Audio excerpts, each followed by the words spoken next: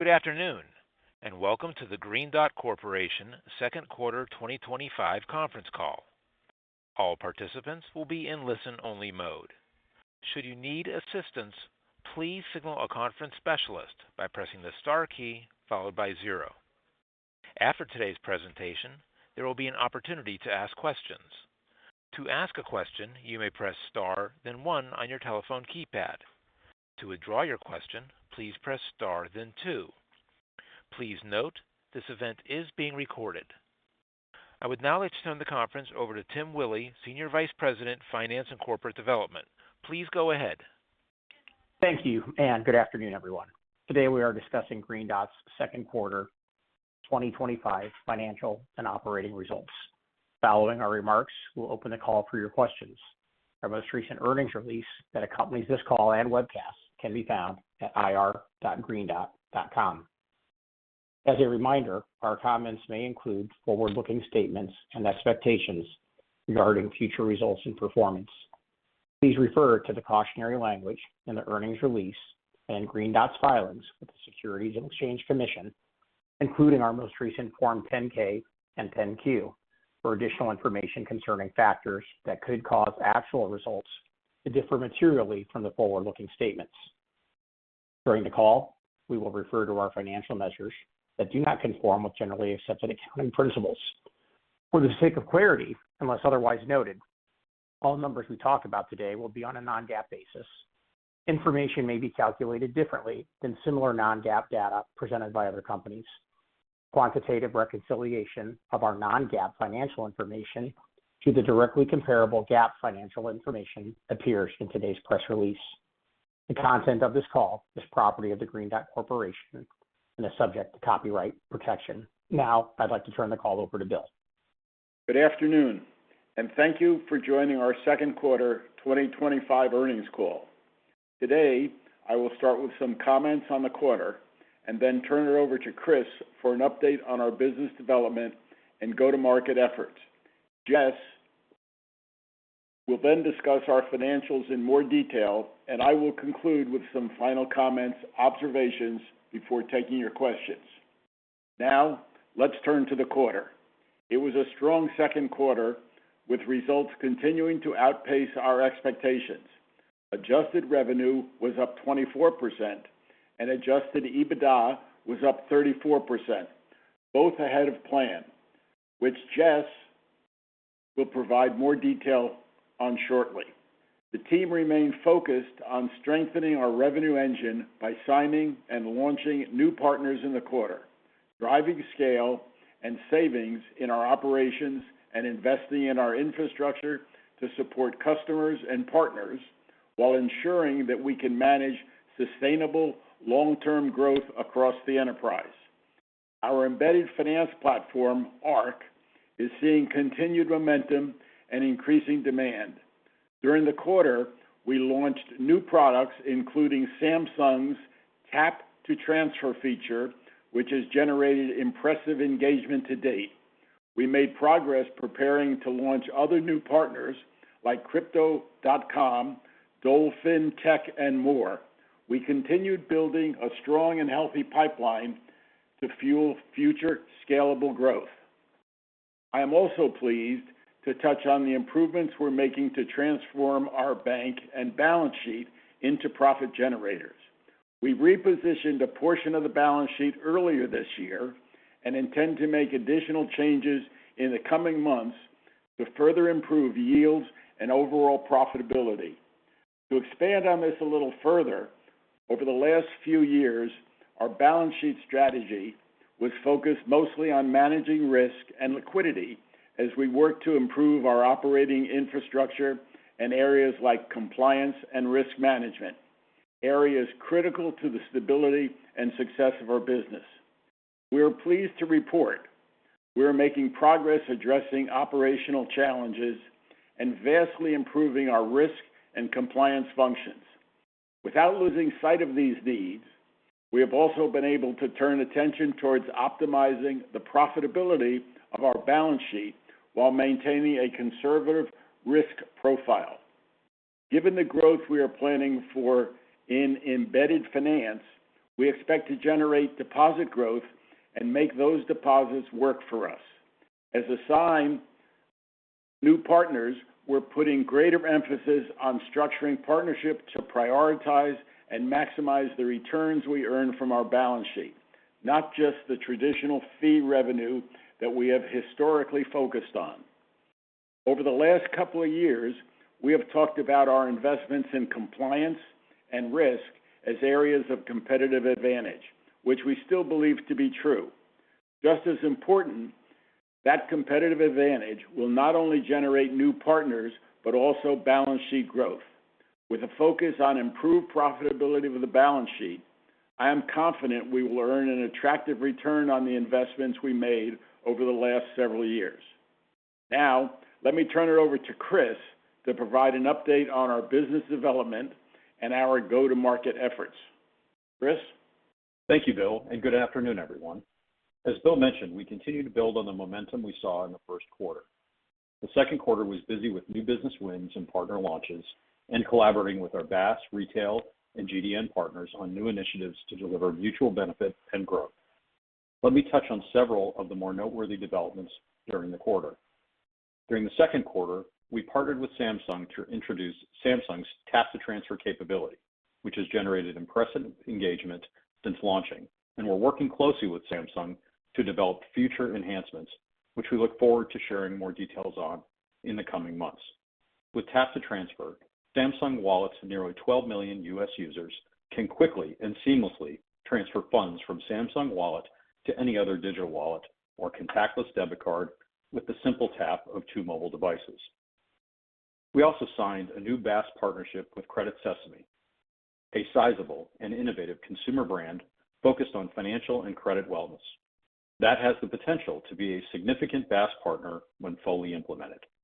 We are thrilled that Credit Sesame, which was a competitive takeaway, chose to partner with Green Dot to power its Sesame Cash smart digital banking service and further their vision of educating and improving the financial lives of consumers across the country. In addition to Credit Sesame, we are busy preparing for the launch of several partners that will be key to building our momentum in the second half of 2025 and into 2026. These launches include Crypto.com, which we announced last quarter, and a relatively new BaaS partner in the auto finance space that we hope to announce soon. In our retail channel, we are working to launch a new banking account program at over 5,500 Dole FinTech locations nationwide, building on our momentum in the financial service centers or FSC channel. A powerful stat reinforcing the demand and momentum we are seeing in the embedded finance. In 2023 and 2024, we launched 1 new FSC partner and 1 new BaaS partner.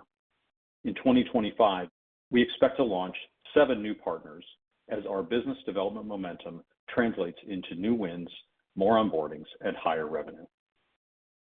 In money processing, we have signed and are launching several notable new partners, enabling seamless and convenient account access and the ability to add and withdraw cash at 90,000 locations across the country. The Green Dot Network, which is powered by our ARC platform, continues to add value for a growing list of partners and their customers, and we expect that to continue. I will now pivot to our efforts to expand and diversify our partnerships with new products and services. With more than 7,000 existing partners across BaaS, money processing, retail, and our other divisions, our cross-sell opportunity is sizable, and we are focused on driving further engagement and action on this front. I look at this opportunity from 2 perspectives: having our partners engage with more operating divisions and bringing more functionality to partner relationships.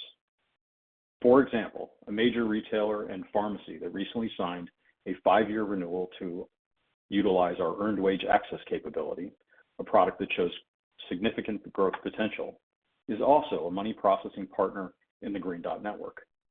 We see significant opportunities to explore and pursue new ways to expand and deepen our partnerships across retail, BaaS, GDN, and even Rapid. This is a major focus for us in our embedded finance team comprised of BaaS and money processing, and we are already seeing traction in this area. We are focused on building upon relationships within specific channels, adding to the solution sets that we currently provide. Let me give you 2 quick examples. With one of our more recent BaaS launches, we successfully added new product features and subsequently worked with them to implement and drive adoption. As a result, the revenue growth generated by this partnership was 55% higher than the original product launch was projected to produce. A second example centers around improving the customer experience. We recently renewed Walmart, as you know, and we've already begun working with them to migrate the Walmart MoneyCard program off of our legacy platform, which will result in an improved user interface and customer experience and allow for a more robust product and feature development to help them build on their vision. Our revenue organization has now made it part of their DNA that even before the launch of new partners, we are engaging with them in the next phase of products and features to enhance their solutions and drive more engagement and revenue. Lastly, let me talk about our pipeline, activity, and health. So far this year, we've closed as much new business as we did for the full year 2024, with close rates pacing ahead of last year. Just as important, as new partners sign, we are replacing them with appealing new prospects, and our aggregate risk-adjusted pipelines remain strong, reinforcing our confidence in the long-term stability of our business. Notably, we anticipate signing a new franchise operator in our tax business, one of the larger new business wins for that business in several years. This is an important win, and it will largely offset declining volumes of another large online partner and demonstrates the true resiliency we are building within our pipeline growth and business development efforts. As we continue building pipelines across our divisions, we are also looking at how we can realign and right-size our organization for scalable long-term success. We recently made changes to the Rapid division aimed at accelerating earned wage access adoption and returning this division to meaningful growth. We are constantly seeking opportunities to optimize and realign our resources and teams to prioritize our growth strategy. In summary, we continue to build on our momentum as the market is increasingly aware of our capabilities as an embedded finance platform and valued partner. We will continue to execute on streamlining the business to drive growth. With that, let me turn it over to Jess to discuss our second quarter results. Jess? Thank you, Chris, and good afternoon, everyone. In the second quarter, our non-GAAP revenue grew 24% year over year, and adjusted EBITDA increased 34%.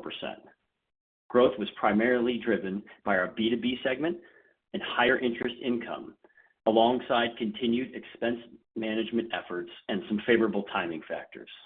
As a result of this strong performance, non-GAAP EPS reached 40 cents per share, representing a 60% year-over-year increase.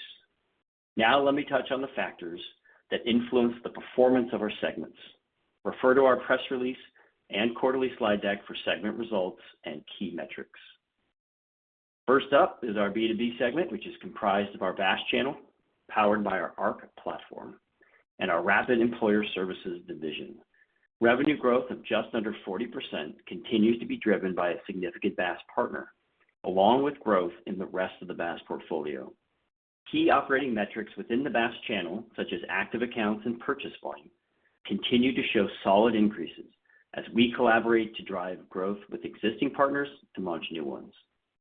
As Chris mentioned, we are dedicated to helping partners expand their programs and identify opportunities to broaden the range of products and services offered to their customers. We are seeing notable progress in these efforts, and as we launch new partners, we are heavily engaged with them on this front.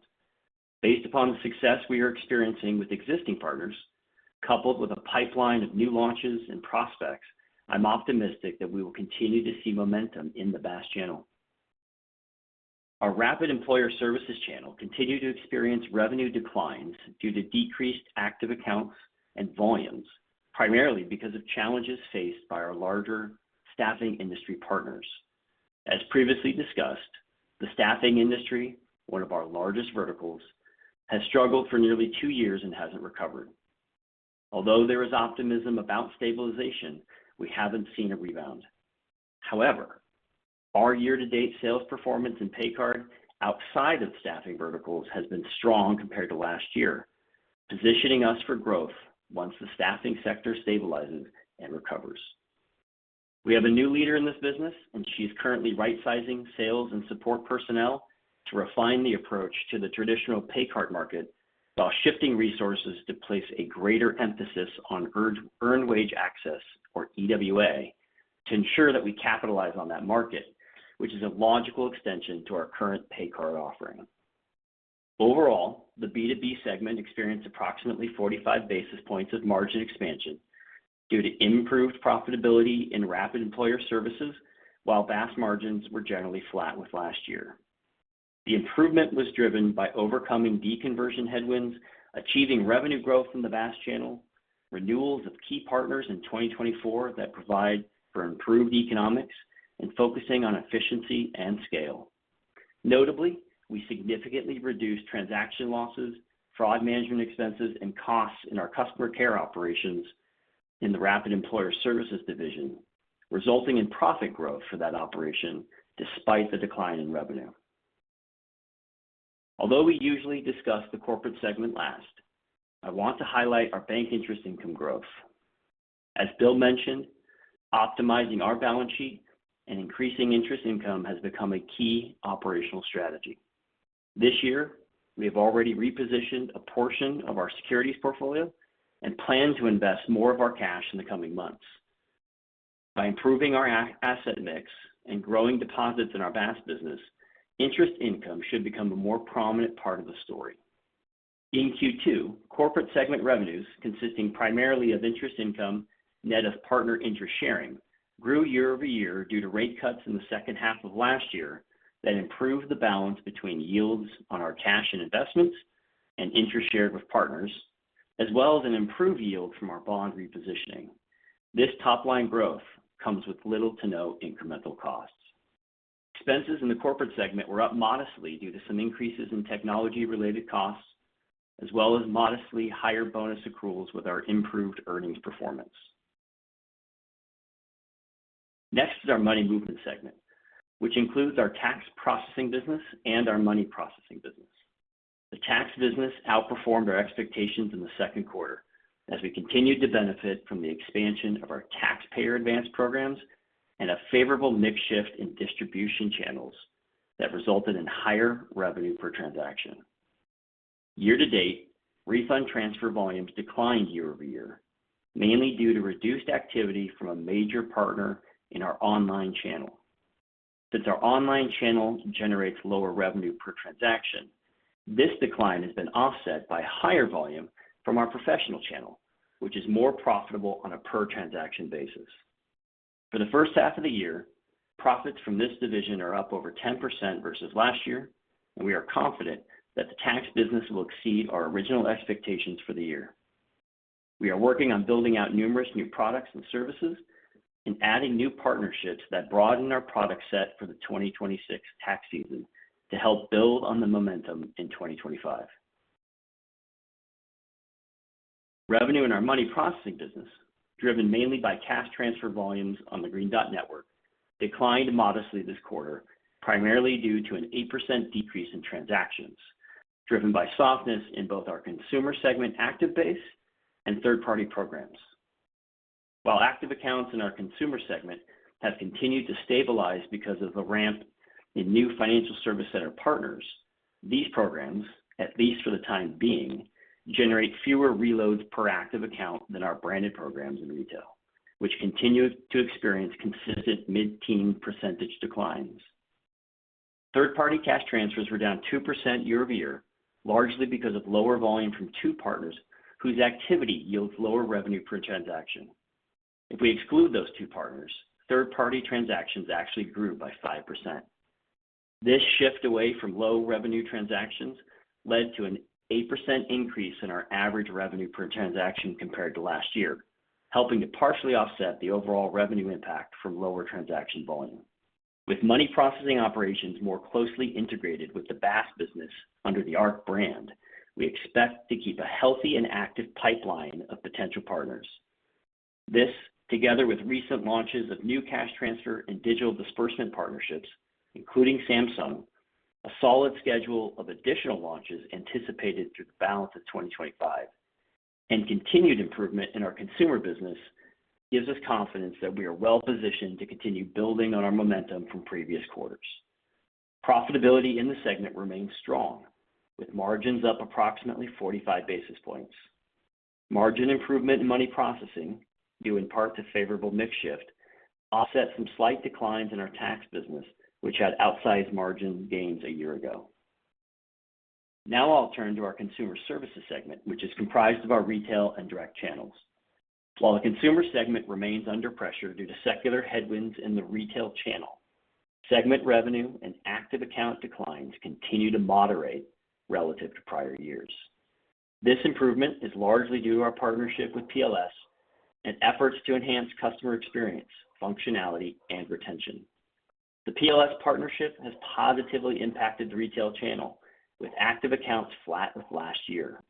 Additionally, key metrics like GDV and revenue per active account in retail were up 4% and 2% respectively when compared to the second quarter of last year. Given our ongoing efforts to enhance customer retention, the upcoming launch of Dole FinTech, and the renewal of key agreements with Walmart, I'm optimistic that the decline in retail will continue to level off. The decrease in active accounts continues to stabilize, and I'm confident in our strategy to strengthen customer engagement through new products and features. Additionally, by expanding into new markets, such as the FSC channel, we anticipate onboarding new partners and increasing our market share. Our efforts to reposition the direct channel continue. Due to reduced marketing spend over the last year, revenue has remained under pressure. We remain focused on developing a more robust product and enhancing the customer interface to drive improved customer acquisition and retention. While second quarter revenue decreased, direct channel margins improved by 200 basis points, resulting in only a modest decline in profits, consistent with our commitment to balancing investment and growth with profitability. We are progressing with platform feature enhancements and user experience improvements, while new smaller channel partnerships present incremental growth opportunities and support our goal to return this division to positive revenue growth. Overall segment margins were flat to last year, as lower retail margins were balanced by increases in the direct channel. The direct channel experienced improved margins primarily due to operating expense management, including notable reductions in transaction and fraud management expenses compared to last year. Before I discuss guidance, I want to briefly comment on our GAAP results this quarter. As I mentioned on our prior call, we renewed several key contracts with Walmart. In connection with these renewals, our Tailfin joint venture made a $70 million incentive payment to a Walmart affiliate during Q2, resulting in a $70 million non-cash charge recorded as equity and losses in the quarter. This payment did not require any incremental cash flow from us. Our partnership with Walmart continues to provide strong economic returns. Tailfin remains well capitalized, and we are optimistic about the opportunity to work with Walmart for the next 7 years. Now let me provide you with updated guidance for 2025. We've performed better than our internal projections. While some of the benefits in the first half of the year are due to timing, I believe that certain aspects represent overperformance for the year. Provided the current volatility in the economy does not significantly impact customers' behavior or our business in general, we are adjusting guidance as follows. We expect non-GAAP revenue of $2 billion to $2.1 billion, consistent with our prior guidance. We expect adjusted EBITDA of $160 million to $170 million, up from the previous guidance of $150 million to $160 million, and non-GAAP EPS of $1.28 to $1.42, as compared to our prior guidance of $1.14 to $1.28. Our strong adjusted EBITDA growth in the first half was primarily driven by BaaS, tax processing, and increased interest income at Green Dot Bank. Looking ahead to the second half, we expect to continue to benefit from improved yields at Green Dot Bank. However, we're anticipating a year-over-year decline in adjusted EBITDA, mainly due to challenging prior year comparisons. Our corporate segment expenses are expected to increase year over year from higher bonus accruals after reducing them in 2024, a concentration of investments in our regulatory compliance and infrastructure in Q3 and Q4 that we had planned for earlier in the year, and we also intend to make investments to support new partner launches in our B2B and money movement segments. We are also lapping improvements in fraud management expenses last year and some lost high margin revenue following the partner deconversions in retail that we've discussed on prior calls.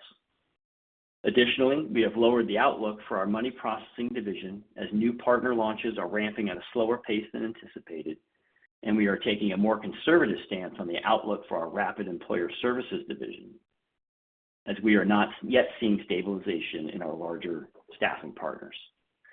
All in, we expect consolidated revenue growth in Q3 to be in the mid-teens and mid to upper single digits in Q4, while adjusted EBITDA margins down roughly 500 basis points for the reasons I highlighted a minute ago. Our segments are expected to play out as follows. B2B segment revenue is expected to moderate over the remaining quarters, but will still show strong growth with a full year expectation of growth in the low 30% range for 2025. I expect margins in our B2B segment to be down a bit versus 2024 due to revenue mix. Money movement segment revenue is now expected to see flattish revenue growth. The strong performance of our tax business is being offset by declines in money processing, as the ramp from new third-party partners is not enough to offset declines in transactions from Green Dot branded accounts. As I mentioned earlier, we have several new partners to launch in money processing and a robust pipeline of prospects, which drives my confidence in this business, despite slightly lower expectations for the second half of the year. I expect margins for the money movement segment to be up versus last year, given the strength of the tax processing business, some favorable mix shift in money processing, and continued vigilance on expense across the division.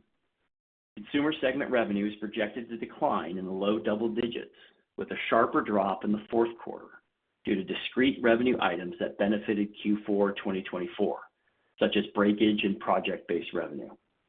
Excluding these non-core revenue decreases, we project recurring consumer segment revenue to be down in the mid-single digits, reflecting our progress in this part of our business. We don't expect our launch of Dole FinTech to have a material impact on 2025, but I anticipate that this launch and the likelihood of additional FSC signings to have a more pronounced impact in 2026. Overall, we expect consumer segment margins to be down 450 to 500 basis points and at a level comparable to 2023. Excluding the benefits of the non-core revenue in 2024 that I just mentioned, I estimate that margins would be down approximately 200 to 250 basis points. In summary, I remain encouraged by our outlook for growth in the B2B segment, where we have a backlog of partners to launch in our BaaS business. The growth of BaaS will drive deposit growth, and we will continue to work to optimize the net yield of our balance sheet. While Rapid still faces headwinds, we have a new leader at the top of the organization who is aggressively right-sizing that business and putting more focus on EWA, where there is a large opportunity, and I'm confident we can see success. In the money movement segment, we still have several new partners to launch this year with a robust pipeline of business opportunities to drive the third-party business. This expectation reinforces my confidence that our investments in these areas are enabling us to capitalize on the vast opportunity within those markets. Though we still anticipate declines in our consumer segment, we are preparing to launch Dole FinTech, which has approximately 5,500 locations, and we believe that we are likely to sign additional partners in the FSC channel, which should help moderate the overall decline of the channel. As a final note, we will be filing a shelf registration with the SEC to preserve financial flexibility and optionality. At this time, we have no plans to utilize the facility. With that, let me turn it back over to Bill for some closing comments. Thank you, Jess. It was a solid quarter, and we are pleased with the progress we are making as we sign, launch, and expand our partnerships, improve the profitability of our balance sheet, and continue executing on our operational imperatives, including realigning our resources to support our core priorities and growth strategy. We launched Samsung during the quarter, are preparing to launch Crypto.com and other recently signed BaaS partners, and we are optimistic about our opportunities in the financial services channel and the unique value proposition we offer.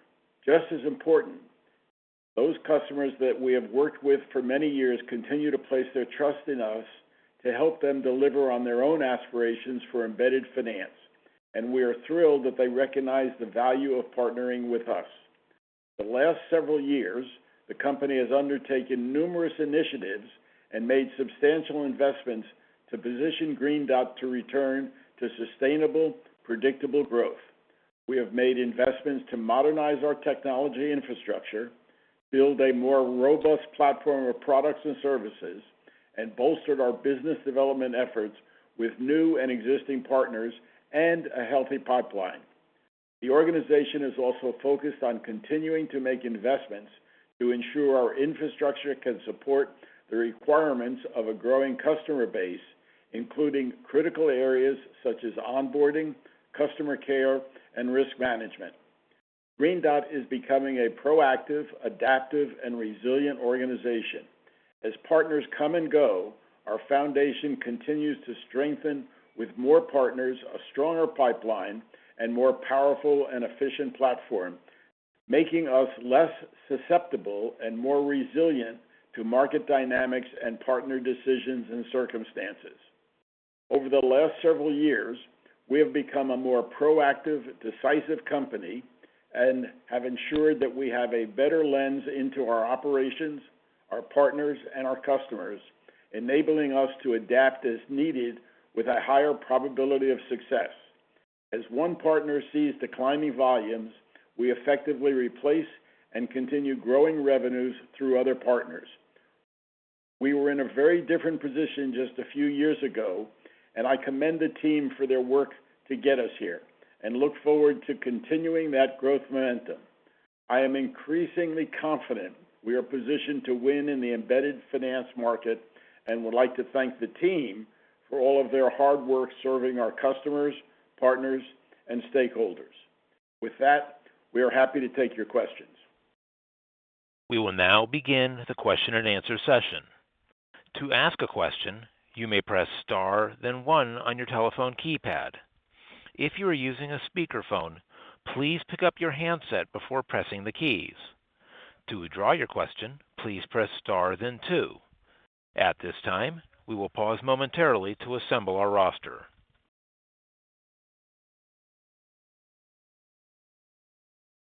The first question is from Chris Kennedy with William Blair. Please go ahead. Good afternoon. Thanks for taking the question. Leveraging the bank and the balance sheet to improve profitability, can you just talk about kind of where you are on that journey? Well, we're really at just past the beginning stage. Jess mentioned in his report that we repositioned part of the portfolio earlier in the year, and at our last board meeting, we spoke with the board about some more repositioning that will take place through the rest of the year. We've got some internal positions that need to be adjusted. We need to talk to the board about our investment policy, and we'll be making those changes through the rest of this year. Is there any way to quantify kind of the improving profitability of the bank as you kind of reposition it? Jess, Yeah, you want to... I would, yeah, sure. Thanks, Bill, and good summary. So we're gonna take the bond portfolio that we sold in, I guess it was early Q2. We're repositioning that now, and then we'll take our deposit growth that currently is residing in cash and start to deploy that into generally floating rate securities. And some of those, are going to be considered relatively low risk investment securities, but nonetheless provide great, solid liquidity in the event we need to sell them for any reason, and two, and probably more importantly, they provide a yield enhancement above cash. So the way to think about this is those securities would range would yield something between 5 to almost 7%. So you can kind of use the balance sheet today and how it's constructed, assume that more cash is deployed into investment securities, and those securities are going to be, the new securities will be earning something in the range of 5 to 7%. Great. Thanks for that. And that's subject to, I will just point out, just because these are floating rate, they are subject to change. They're tied to SOFR, which is highly tied to IORB, so they will be subject to fluctuations in overnight rates. Great. Thank you for that. And then just as a follow-up, any update on the review of the strategic alternatives? Thanks for taking the questions. Sure. And thanks for the question. As we mentioned in March, that we were beginning a strategic review, and in our first quarter call, we said we would come back when we feel we have significant information to provide the market. At this point, the review is still undergoing, and we don't have a update to give at this point. And clearly, when we think we have something of real significance for the market, we'll make a further announcement. Understood. Thank you. The next question is from George Sutton with Craig-Hallum. Please go ahead. Hey guys, this is Logan on for George. Thanks for taking the questions. I want to start on your comments about shifting kind of the strategy to go after earned wage access. I was hoping you'd give us a bit more detail in terms of what the shifts are and how they might enable you to win more business there. Sure, Chris, Logan. This is Chris. Thank you for your... Happy to. Logan, appreciate the question. The shift is, I would say that I classified as we have had the pay card business resulted in, or was mainly sold through territory managers that were geographically located, focusing on employer payroll card programs, selling to the payroll professionals. And so the shift there is a direct sales force selling EWA as their principal tool. And so we're focusing both marketing efforts and our sales resources on the EWA opportunity. The buyer there is slightly different, so they're focusing a different marketing mix, a different marketing motion to go after a greater number of employers in the EWA channel, but leveraging on the same expertise of our sales team. We have very highly productive, competent sales professionals in an organization, and we're leveraging that capability, but now directed into EWA-specific buyers and influencers to drive adoption, and then also combining that with changes in our marketing spend to generate a greater velocity in our sales pipeline for EWA. Got it. It's helpful. And then just as a... Sorry, go ahead. No, please go ahead. Sorry. I was just going to say, as a follow-up, nice to see the competitive takeaway with Credit Sesame. I was hoping you could give us just a little more information there in terms of how long the deal took and sort of what you think enabled you to win that. So I think it was relatively typical in our pipeline. So our average sales leads, not specifically with Credit Sesame, but overall, generally our sales cycles are about a year, 6 months to a year, and that we fell in that line. I think that what enabled us to win it is the robustness of the ARC platform, our capabilities to provide features that are attractive to in the market for those looking for embedded finance capabilities, and our ability to leverage the ARC platform to specifically create solutions that tailor to the partner's vision for how to service their customer. And so we were able to demonstrate that to Credit Sesame, as we are with many partners in the market, to win competitive takeaways and competitive deals. Yeah, let me just add. We onboarded one customer in 23, one customer in 24, and we're going to onboard 7 customers this year. I think that's a tribute to the organization that Chris has put together, and he's modestly saying about taking this away, but it's really about an organization that Green Dot now has to win in the competitive space. Yeah, and thank you, Bill. I appreciate that addition. I would add to that, we've talked from over many earnings calls over multiple years about the transformation of our technology platform and the improvement in that platform, and those investments are critical and have been critical, and are leveraging those into the marketplace and demonstrating our value to the marketplace for embedded finance solutions and platform. Understood. Congrats on the quarter, and I'll turn it over to others. The next question Logan. the next question is from Mike Grondahl with Northland. Please go ahead. Hey guys, this is Logan on for Mike. Thanks for taking our question.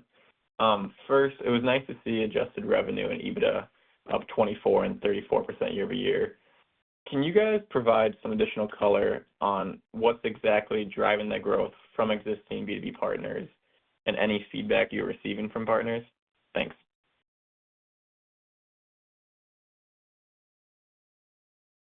Chris, you want to talk that? Sure. I think specifically, in the B2B space, we're seeing partners that are twofold. We talked about it a bit in the earnings call itself, is we're expanding the solution sets for those partners. So with our largest BaaS partner, we're working with them regularly to develop new feature sets that drive engagement with their customers, drive continuing monetization of that activity for those partners, and drive the revenues of the business. We're seeing that, and we're pursuing that down with every partner. So with each partner, we're building a roadmap for them of features that we can add, of new ways that they want to serve their customers, and then are resourcing that pipeline to allow us to have not just growth in the program, so working with them on their marketing programs to get greater adoption in their user bases, but within those customers that are already engaging, to make sure that we're able to increase the products and feature sets that are available to them to drive further engagement and revenue within those partnerships and in those product sets. And so that's where we see it. It's twofold. It's the marketing programs to drive adoption, and it is with those partners, and it's the feature set to grow the engagement with the customers.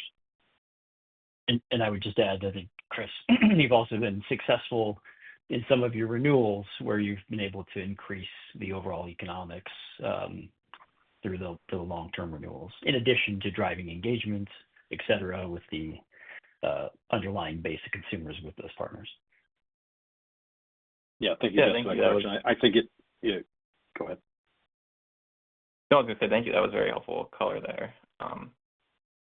And then one more from us. Is there anything else to call out on the Crypto.com partnership, just with how that process is going, long-term expectations there?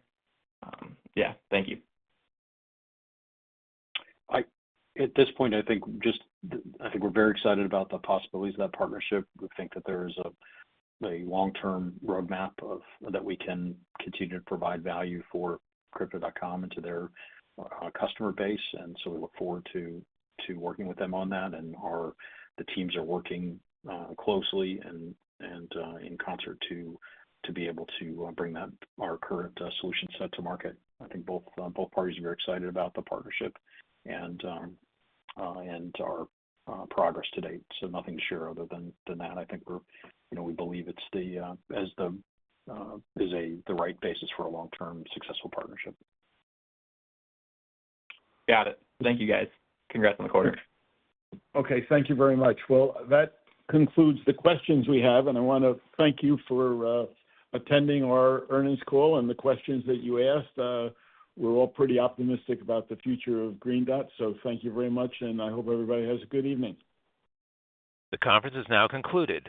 Thank you for attending today's presentation. You may now disconnect.